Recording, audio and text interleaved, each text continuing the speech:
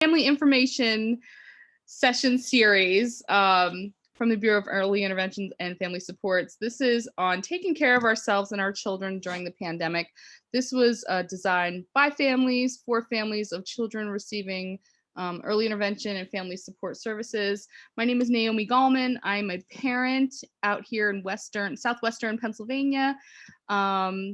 And I just wanted to go over a little bit of housekeeping. If we could just try to keep our videos off during this session to kind of preserve a little bit of our bandwidth. Our chat box at the bottom is available and being monitored during this session. And just a reminder that this session will be recorded. However, later on when we go into breakout rooms, that will be private and not be recorded. So thank you again for coming out this evening, and I will pass it over to Shelley. All right, thank you so much, Naomi. I'm Shelley Chapin, and I work for the Early Intervention Technical Assistant. I am also a parent to an amazing 11-year-old. But I just wanted to go over the agenda with you. So today we're talking about family wellness, really. So we'll focus on parenting stress during the pandemic, some strategies and considerations whenever you're thinking about taking care of yourself as a parent or caregiver with a child, as well as some strategies for taking care of our children. We'll have family stories embedded throughout. So hopefully you'll enjoy those pictures and just kind of listening to other families and their experiences during this unusual time. And then we'll share some resources, have some breakout rooms where you can have some small group discussions about different things that you're doing to take care of yourself right now and your family. And then invite you to a really neat opportunity that will be coming up in the future. Thanks. Good evening, everyone. I just thought we could start with a quote that resonated with me. And basically it is, I need a day between each day to recover from the day before and prepare for the next day. And as many of you can attest to, this pandemic has been extremely hard for families of young children. My name's Heidi Allen. I live in Philadelphia, and this is my 6-year-old son, Michael, soon to be 7. He is a recent EI grad. In September, he transitioned to our local school district. And I'm a stay-at-home mom. My husband has been working from home. He's a teacher in the same district. And Michael has a variety of disabilities. He has cerebral palsy, autism, ID, and severe childhood apraxia of speech. And this is a great picture of him in his stander doing some virtual learning. So Michael was in school full-time prior to the pandemic. And that was really the only time that Michael was not with us because we never felt comfortable having anyone, family, friends, or a caregiver watch Michael, because as he got older, he got bigger and stronger and continued to require physical support for personal care. But in addition to that, he really could have more challenging behaviors as he got older. Michael requires constant supervision, lots of support. And as you can tell, he's a happy kid. He's a complete joy, but he's very active and curious, as any 6-year-old should be. And he has truly taken the opportunity to explore every inch of our home. But really, between myself and my husband, we are completely exhausted each and every day.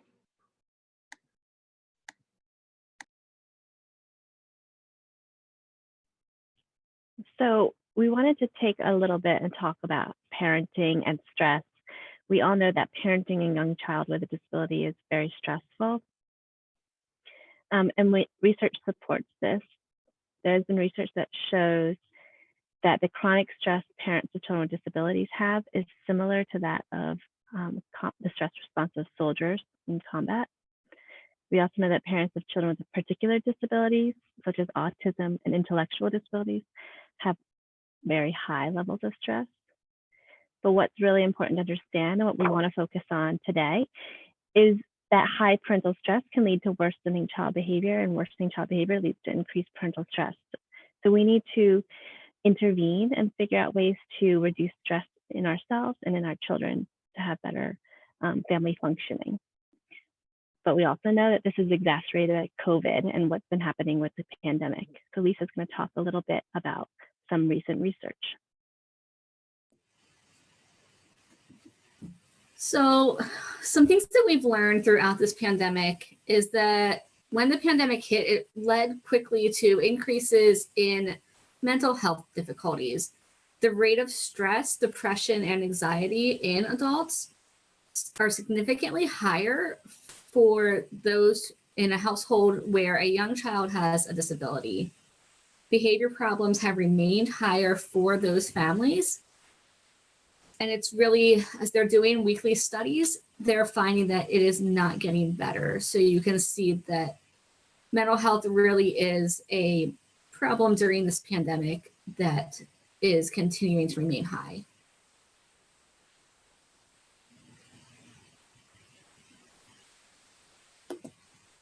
When the pandemic first hit, it really brought up a lot of feelings for myself and my husband, because we're parents of an ex-preemie.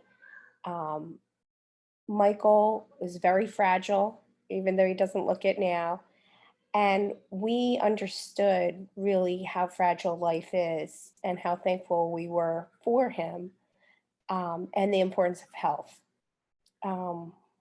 We then tried to look at the pandemic as an opportunity to spend time together as a family. And what I personally found was how exhausted my daily routine before COVID had been. I actually found that I didn't miss the days spent in the car going between school, outpatient therapists, and medical appointments.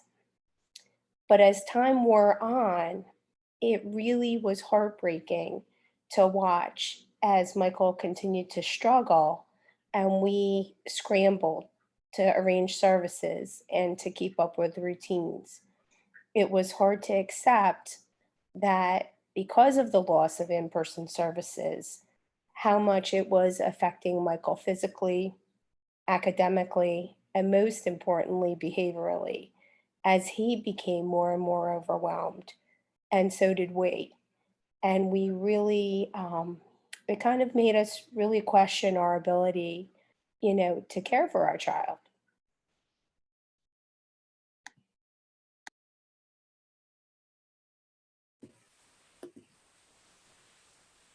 So I'm Lisa. I am a parent in Dauphin County to a 3-year-old and an 8-month-old. And if you're like me, you might not remember the last time you took a shower, maybe you forgot to eat a meal, or you can't remember the last time you did something for yourself. Sometimes we get so wrapped up in taking care of our children that we forget about ourselves, and then the burnout kicks in. And just like on the airplane, when you get those little messages, fit your own oxygen mask first. You're no use to anyone if you're running on empty. Caring for yourself first is often the best thing you can do in order to help others. It isn't selfish or egocentric, it's just really good advice. So we need to remember to take care of ourselves first. During the pandemic, that can mean giving ourselves permission to lower our expectations. And this can be especially difficult for parents of children with disabilities, where you feel like your child is falling farther behind each day. Let the kids watch a little extra TV so you can take a quick shower, maybe sit down and eat with the kids instead of washing dishes, or just take a moment to breathe.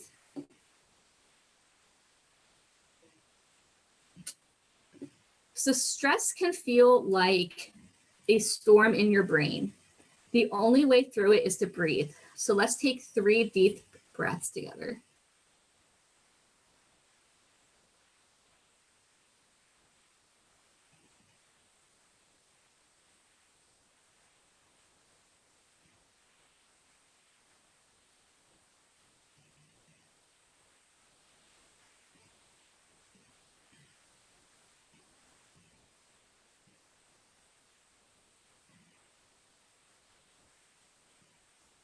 Let's try to keep up that relaxation as we go through the rest of the webinar.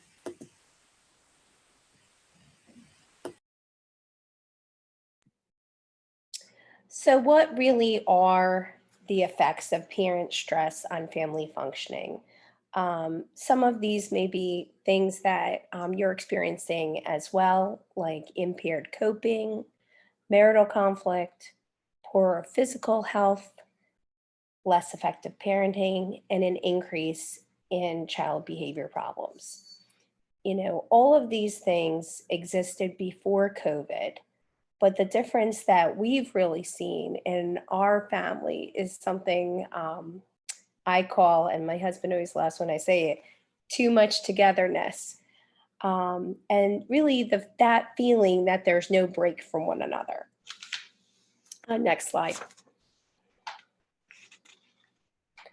So I think the three of us, my husband, my son, and myself, really felt like we needed to find ways to have time to ourselves, alone time. I found that gardening was very therapeutic for me. My husband may go for a car ride.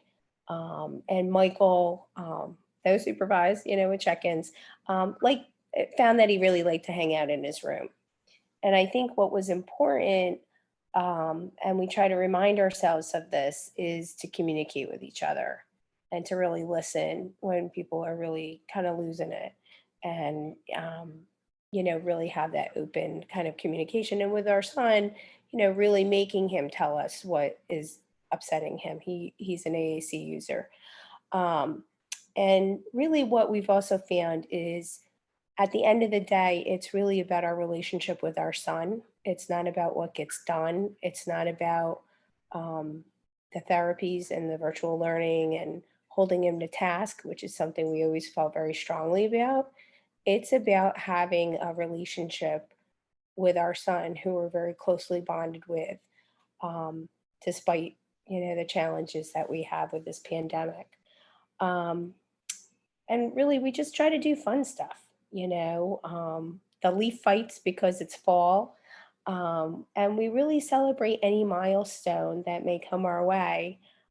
Early in the pandemic, Michael, and he has childhood apraxia of speech, very severe, and he started singing, and he never sung. And we loved it and celebrated it with everyone that we knew, because it really was something that we could do together. So it was very meaningful.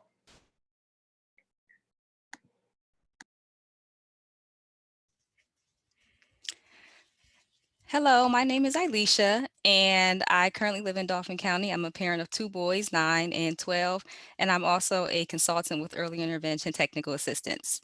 As we all just heard, the current pandemic has brought on various stressors in our lives as caregivers, and as a result of that, we often fail to remember how to fit our own oxygen mask first. That could range from managing mental health needs to realizing at around 1 o'clock in the afternoon that you didn't brush your teeth yet. So at this time, I would like for you to think about one thing that you have done over the past week to take care of yourself. For some of you, this might come easy, and for others, it might be that you didn't do anything, and that's okay. And if that's the case, it is okay to say nothing. So at this time in the chat box, think of one thing that you did for yourself over the past week and share that in the chat box, and I'll give you guys some time to do that.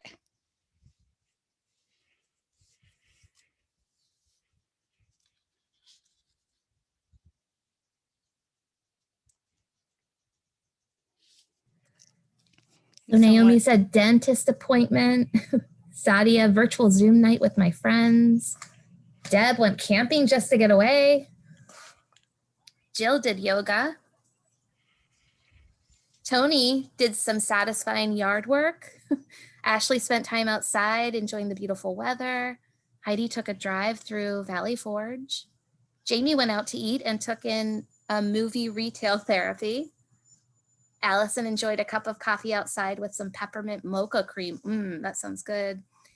Nancy hiking and dog park time. Danielle watched some reality TV. Amy walked the dog. Caitlin rearranged her closet with no kids. That's probably a very organized closet, Caitlin. Jane took a drive and did some online shopping, and Heather went for a bike ride. Well, I would like to thank everyone for sharing. Those are some really great things that you guys have done to take care of yourself over the past week. And remember, no matter what your response was, remember that taking care of yourself is also connected to taking care of your child. So think about how your ability to fit your own oxygen mask first relates to your own personal caregiving journey. So what does this look like in everyday routines, and how can you take steps to care for yourself? Be Strong Families is an agency in Illinois that focuses on the well-being of parents and caregivers.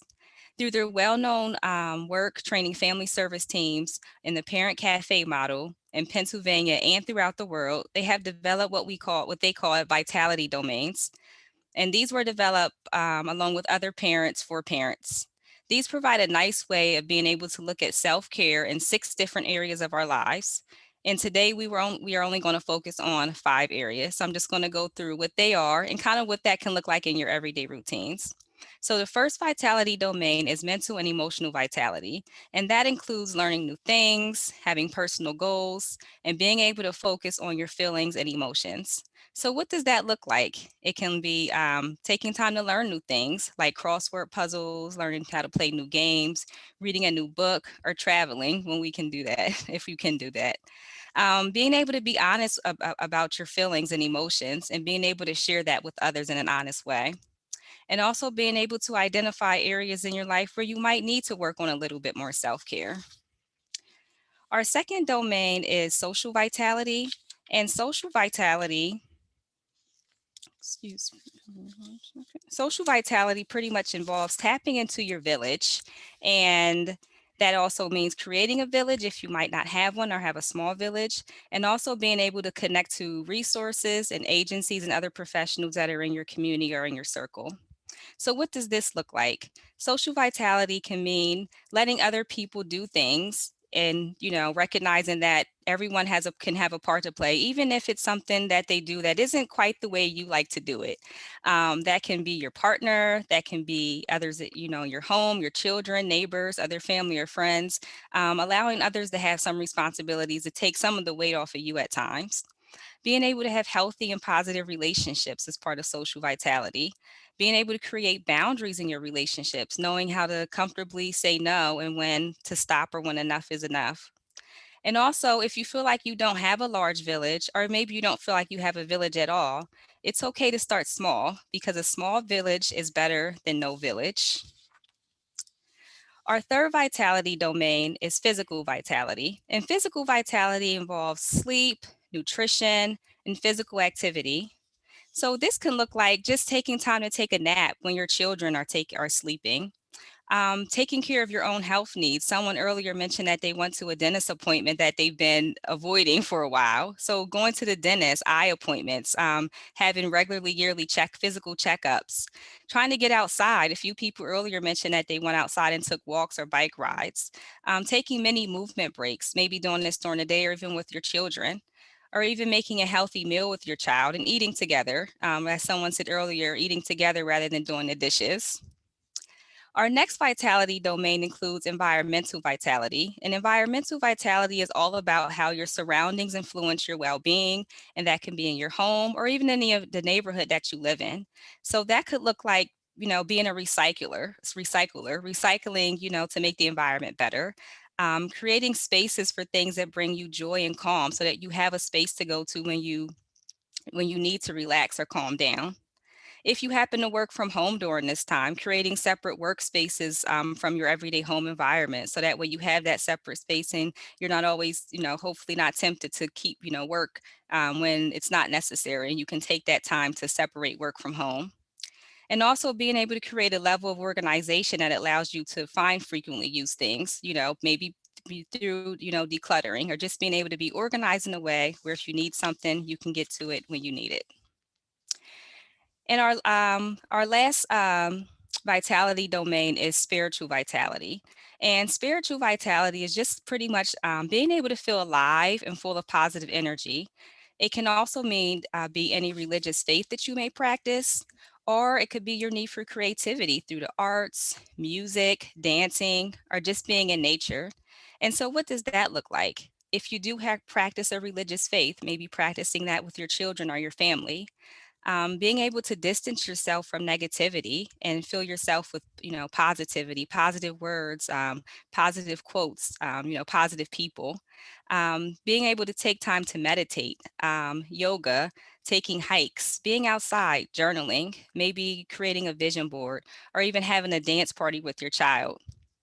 Overall, the best way to incorporate these practices into your everyday routines is to find what you love to do, schedule it if you need to, and take many breaks. And also decide what has to get done and what can wait so that you can be more present and an effective caregiver for your children. You will then be able to share what brings you joy with your children, family, and others on your journey to self-care. Sadia will now share her own personal story of what these vitality domains look like in her family. Thank you so much, Alicia. Hi, everyone. My name is Sadia, and I live in Lancaster County with my husband and my wonderful 6-year-old daughter, Ahlam. Um, Growing up, I saw my mom, and we were 4 siblings, and I always wondered to myself, why does my mom not take a break? Why does she keep on moving from one task to another, and I never see her sit and enjoy her coffee? And it was not until I had my daughter and I realized why she never took a break. My daughter has autism, and so her needs is something that I really kind of had to devote my time to. And so I never had the opportunity to take a break. And it wasn't until I had some emerging health issues that I realized that I definitely need to fix my oxygen mask first to be able to better support her and be a better caregiver for her. When it comes to taking care of my mental and emotional health, I needed to identify who my emotional support partners were. I did not have a big village to start with, so I really had to create my village. My first support partners, emotional support partners, were basically my family therapist, who I saw once a week.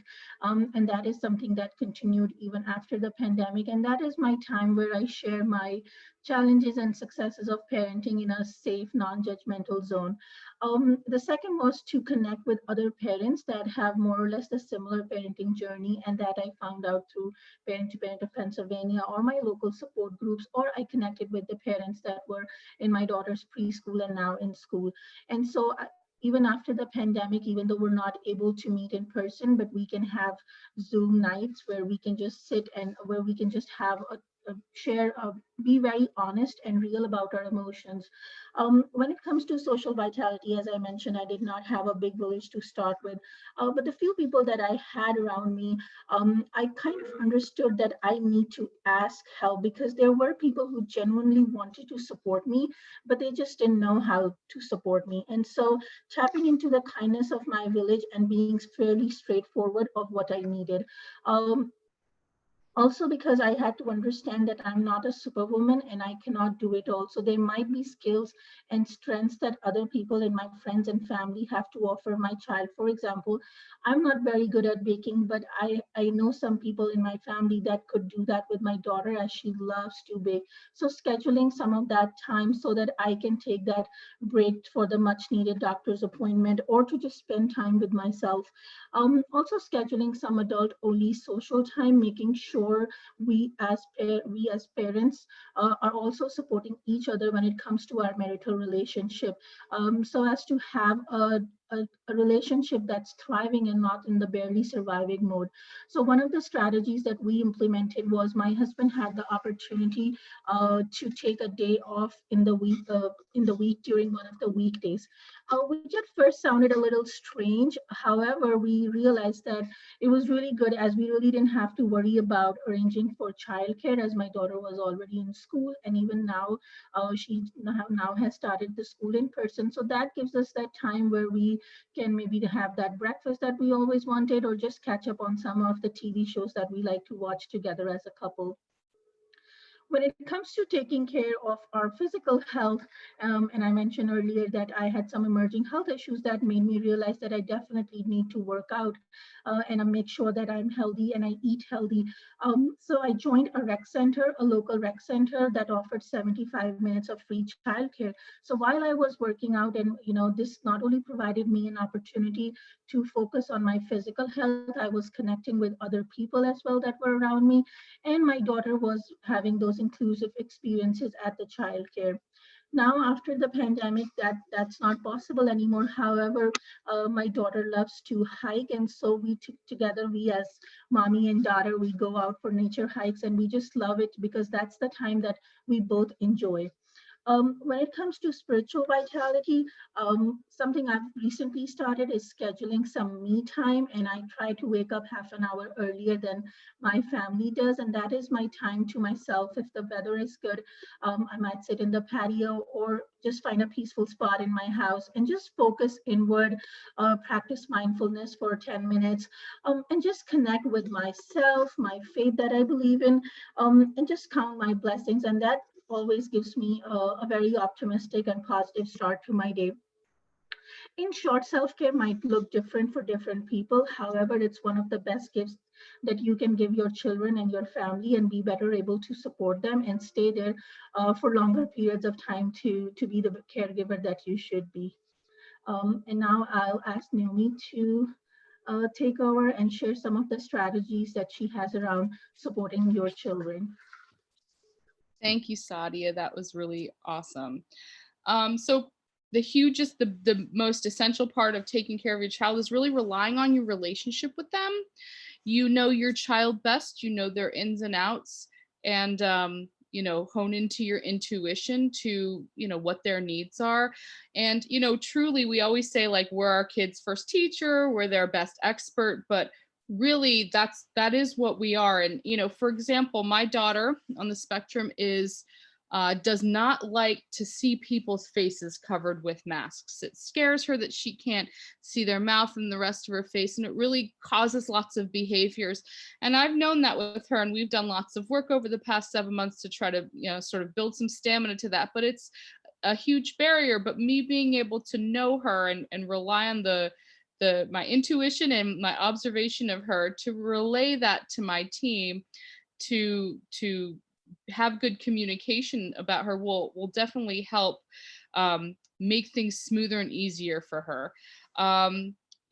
We, after the kind of shock of tele-intervention, we realized that all of the therapists and teachers that have been working with us and coaching us as parents really helped us to be empowered in this process. So although tele-intervention was maybe not initially people's first options or choices, and we kind of were thrown into it without warning, I really think that all of the support that we've had for so long, through originally early intervention, we're in school age now, and really built us up to be able to reassess my kids' needs, and then to hone into my intuition. And now I feel confident to call the shots and to really help support my child. So that relationship that I have with her and with our team has been really key.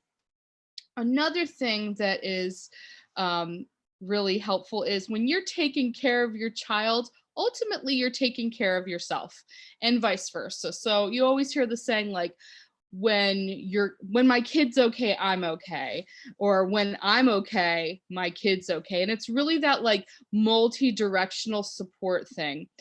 And I'll give you an example of how this sort of worked in practice with our family. You can go to the next slide. My Abby, this is her. And on our first day of school for the 2020-2021 year, where we had months of preparing that this was probably going to be our platform to learn this year, we were less than 15 minutes into our first class for the school year, and we were deteriorating. She was falling apart. The noise from all of the kids was very overwhelming and stimulating. The changing of pictures on the screen from who was talking in the Google Meet was just so much for her. Listening, hearing, it was just overstimulating, and she was falling apart. And because she was falling apart, I started to fall apart, and I wasn't responding well, and I was getting upset, and she was crying, and it was just it was a big meltdown. And she kind of turned and looked at me and said, "Mom, I just need outside bikes. Can we go for a bike ride? Can we go for our bikes?" And it wasn't even 15 minutes into the class. And initially I felt a little bit ashamed of that. Like we should give it a bigger go. But I knew, from my relationship with my child, that she needed that break. And ultimately that break helped me to recenter and calm down too. So really, as I'm supporting my child to give her the break that she needed, I also supported myself. And we did leave that Google Classroom Meet, and we were able to reset the next day, but we needed that physical break to be able to go and move forward throughout our day. So I kind of listened to her. She told me what she needed, and it ended up being what we both needed to be able to get recentered. Next slide. Some strategies to be able to take care of your child. It doesn't have to be complicated. It can be simple as formulating a daily routine. We always talk about how important routine is for our children, and that's no exception during the pandemic. So, formulating visual schedules or something that's easy to read and do and to stick to, whether that's just lunchtime at the same exact time every day, or coming up with your blocks of your day blocked off. When you hit tricky topics, and the pandemic presented lots of tricky topics, I absolutely recommend using a social story. For my daughter, she did really well with social stories when we could use real-time pictures and not cartoon or clip art pictures. That was really impactful for her, but I know that's how she learned. So whatever works for your child is important. And another thing that I thought was really important is to recreate your environments across the board. So in your early childhood environment, preschool, or maybe it's outpatient therapies, or maybe it's tutoring or daycare, or school. It's really important, it was for us, to be able to have some just generalization. So if my child uses a very specific visual schedule in school, I felt it was valuable to take that same visual schedule and bring it home, to be able to use the same text, the same colors. And that was really helpful for a multitude of reasons, but establishing our routines and having structure across all of our environments. And it's going to be helpful for when we have to transition back to all of our in-person services. It also built a good partnership between us and our providers, so that I was communicating that I wanted to have sameness for my kid to make things go smoothly, and they would agree that they thought that having that uniform language, text, fonts, pictures would be really helpful. And you can see this small clip chart right here, and it's basic and it's easy to read, but my daughter was using this in outpatient OT and speech, and this is based on the Zones of Regulation curriculum. It's a social thinking curriculum about emotions, and each color equates to a specific feeling or emotion. And they were using this, and I thought, why can't I do the same thing at home? So we asked the OT, can we bring this home? And then the next thing was, let's bring this to school. And so we're using the same thing across the board to really give some uniformed structure to my girl's day, just to give her some balance and know what to expect. And I think that's a really beneficial strategy.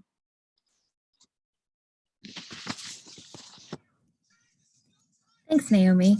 So moving on with the strategies to help support our children in recognizing when maybe anxiety is building, or in helping them to just feel a little bit more regulated with all of these changes that have been happening with the pandemic. One of the things that you can start with is just really notice when your child's anxiety is building. So as a parent, as a family member or a caregiver, you really know your child. And so what does that look like? What are those body signals? It could be the hot face. It could be shortness of breath or sweating. There are thought signals that our body gives us as kind of alarms going off whenever anxiety is growing. And so, you know, getting sick, obsessive thinking, maybe worrying or crying. And then there are behavior signals as well. So running away, you have the hiding, maybe some more extreme meltdowns or mood swings, or not sleeping.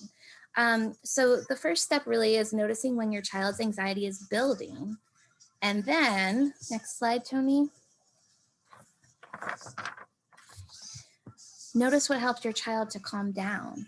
So in those moments, outside of a crisis moment or outside of a meltdown moment, what are those things that your child turns to, that your child utilizes to feel safe and to feel comfortable and to feel calm? So it could be a favorite stuffed animal. It could be you. It could be, you know, putting puzzles together.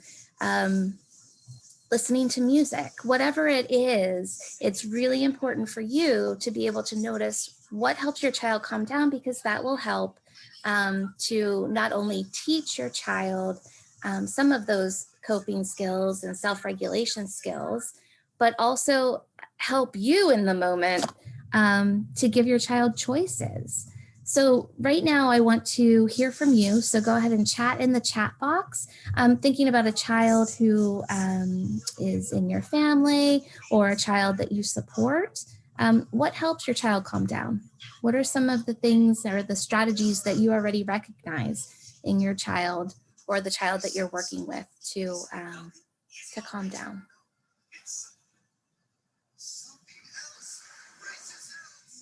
My son loves turtle tickles. He also loves what we call a fin sandwich, and that's just laying between two couch cushions to really get that deep pressure and that regulation. So I see blowing bubbles, Daniel Tiger and cupcakes, anything Elmo, big hugs. Danielle says deep pressure hugs. Yep. Alicia says giving my son time alone. Heather says blankie. Amy talking through it. Okay. Caitlin says speaking in a calm, low tone helps my son calm down. He also loves when we pick him up, hug him, rock him. Allison says we listen to any Daniel Tiger music and dance anywhere. It sounds like a fun time, Allison. And Jane says time alone with no one looking at him so he can use his common strategies in private. Yeah, so you all already have great ideas about what those strategies are. So then after you've identified them, you can help to model. So if you see those signals of anxiety, that anxiety is building, you can model taking or using one of those calming strategies that works for your child. Next slide.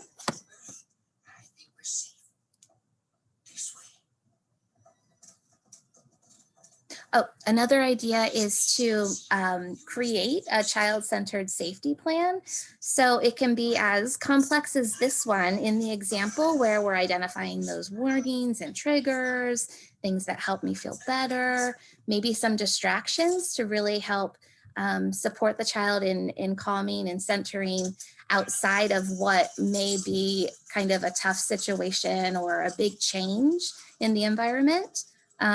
People who can help, or even like Naomi said about the zones of regulation, really identifying how do I feel right now? Am I red, really angry, or am I green, good to go? So it can be something like this, or it could just be taking some pictures of those different things, different items, the blanket, blowing bubbles, doing a puzzle, listening to music. So photos that are familiar to your kiddo, and then using those and giving choices in the moment when you can tell that anxiety is heightening. Next slide. So then some other ideas, creating that safe and calm space within your home. So that could be in a tent. This is Sadia's daughter in her tent, which she looks very safe and calm and cozy. Or it could even be under a table with a sheet over top, or in a favorite chair, but just one designated spot where your child knows that they can go whenever they do need a little bit of calm down time. And then also creating a calm down toolbox. So thinking about things that you have in the home, the bubbles, the balloon, maybe Play-Doh or something else that could be squishy, something that is a visual reminder of, okay, I'm just going to kind of calm down. It could be a snow globe, a Rubik's Cube, but just having some different items that are available and unique to that moment whenever your child is really working on calming down. Next slide. And then as Naomi and Sadia and Elisha, everyone has kind of said, just get moving. So working on that physical vitality and getting out there and really moving. It can be tough, especially now with the pandemic when a lot of restrictions are in place. So figuring out what that looks like to embed physical movement within the home. It could be building an obstacle course, using pillows. It could be figuring out something that is fun to jump on or jump over. It could be crawling, whatever it may be, but just be sure to be working on that, that physical movement as well. And I will hand it over to Ashley. Good evening. My name is Ashley Ankney. I am from Jefferson County. I am a wife and a mother of a little boy who's going to be 3 at the end of December. And I'm also a family support consultant for early intervention technical assistance. And we're going to take a little bit of time to talk about building healthy boundaries. So we just heard some really great stories. Naomi shared her bicycle story about just recognizing your child's needs and yours, and when it's time to take a step away. Shelley talked about indicators that your child is experiencing anxiety, strategies to help calm them down. So when you're working with a team, or if you're working with your early interventionist or home visitor or teacher, it's okay to, and often necessary, to create some boundaries. So share that information with your team. Let them know signs and signals that indicate it's time for a break, and create a plan. Do you and your child just need a minute to take a few of those deep breaths? Do you just need to go outside for a minute? Or is it just not going to work out today? Is it really just a matter of maybe we need to reschedule, maybe we need to revisit? And we all feel that responsibility and that, pressure and stress, knowing that we have this appointment and we're supposed to keep it. But if it's not what's best for you and for your child in the moment, it's okay. And it's okay to let your team know that. We're going through an interesting time, and we want these experiences, these virtual experiences that are new to all of us and we're getting adjusted to be very positive ones.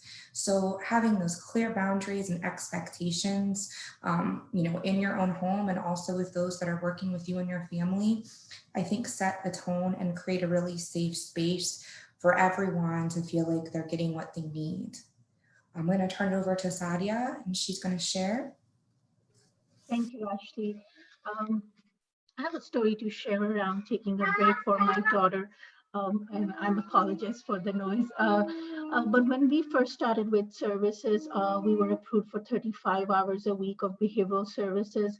And one of the things that we really wanted to work on was inclusion in the community. So we did a lot of going out and scheduling. Excuse me, please. I apologize for that. So we just did a lot of community outings. And even though my daughter started to really enjoy that, and we got over some really difficult behaviors, and she used to love to go to Chuck E. Cheese, Dutch Wonderland. However, gradually we started noticing that the behaviors were coming back, and it was because she was starting to get exhausted and was not enjoying that much. So we had to identify that she really needed that break. And so one of the strategies we used was to take a break on one of the days off, and it was a Saturday for us. And we just scheduled that time to give her her a quality unstructured time so that she can explore other interests and just try to do what she wants to do inside the house and to be creative. And so after the pandemic, we have continued with that routine. And now, especially with a lot of Zoom therapies and appointments, it's very important that break for her to unwind and relax. And that, in fact, helps us as well. And with that, I'll pass back to Ashley. I just want to start by reading a quote about cultivating collaboration. So coming together is a beginning, keeping together is progress, and working together is success. So we are coming together as a group of caregivers and parents of a child or children, and they're the center of everything for us. So anyone that's providing support to you and your family, anyone that's part of your team is truly there for you. So all of these things, again, that we're talking about, you should really be sharing with them. You know what's best for your child. You're your parent's first teacher, and share your thoughts and feelings. Be honest and open. Creating this type of relationship, one of true collaboration, is a win for everybody involved, everyone on the team, and of course, most importantly, for our children.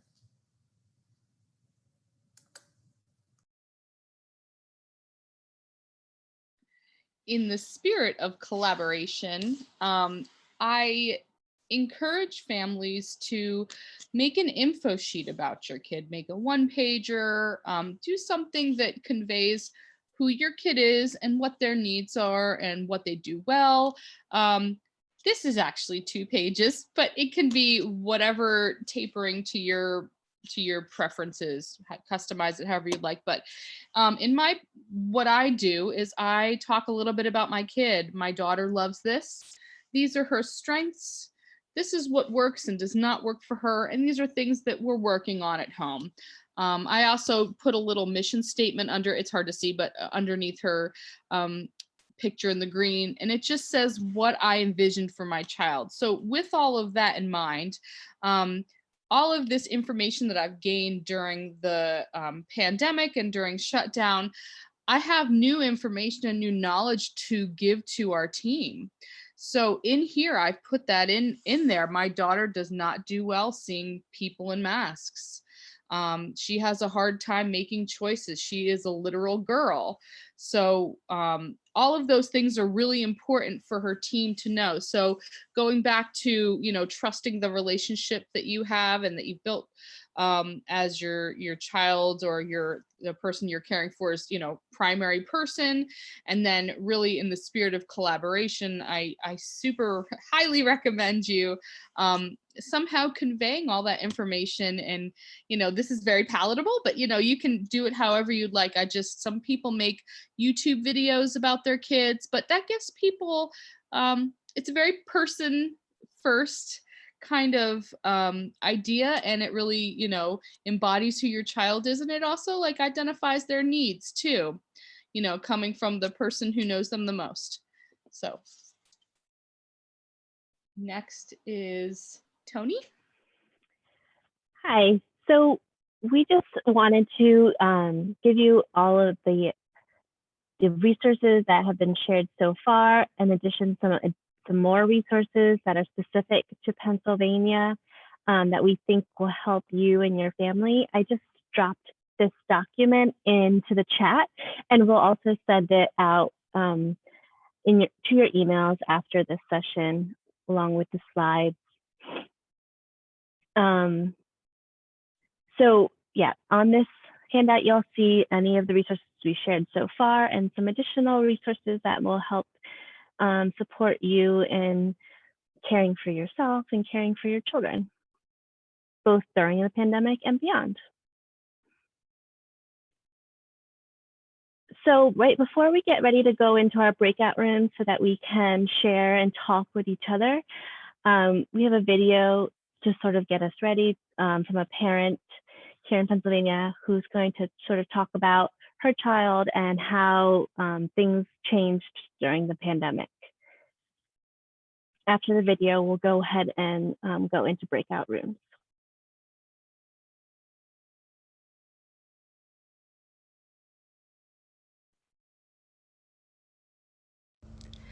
Hi, my name is Bethany Williams, and I am a mom in southwestern Pennsylvania. Can you hear that? I I cannot. have been doing the early intervention life Sounds good. for the last 3 years, up until my son transitioned out when he turned 3 to start at a private preschool in the area.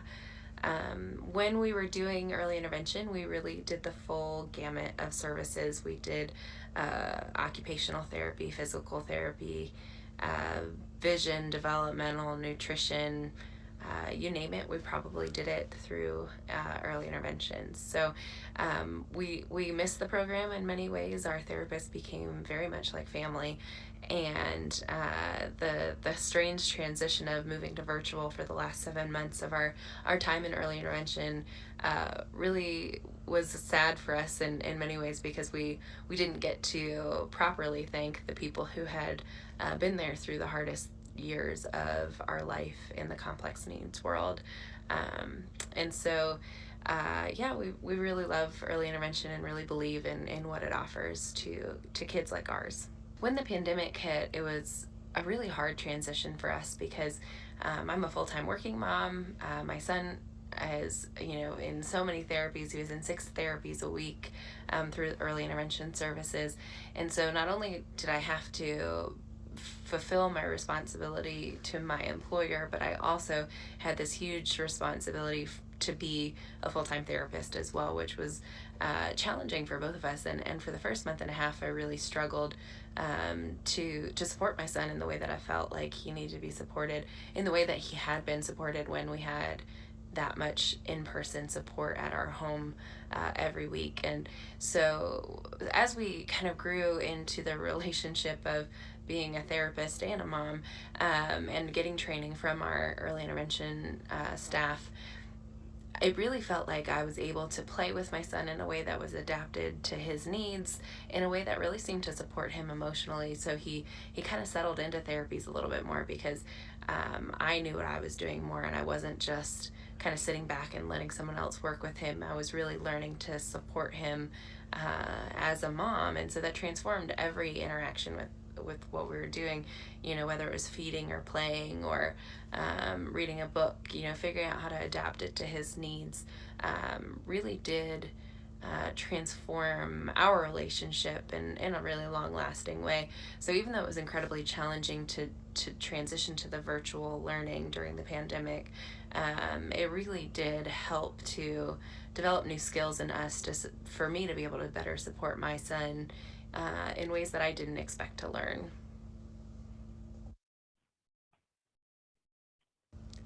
Hi, my name is Beth. Okay, at this time, we're going to get ready to go into our breakout rooms.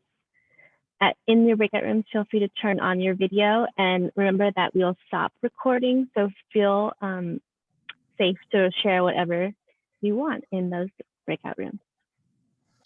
And a big thank you to our Spanish translator. We will not need your services in the breakout rooms.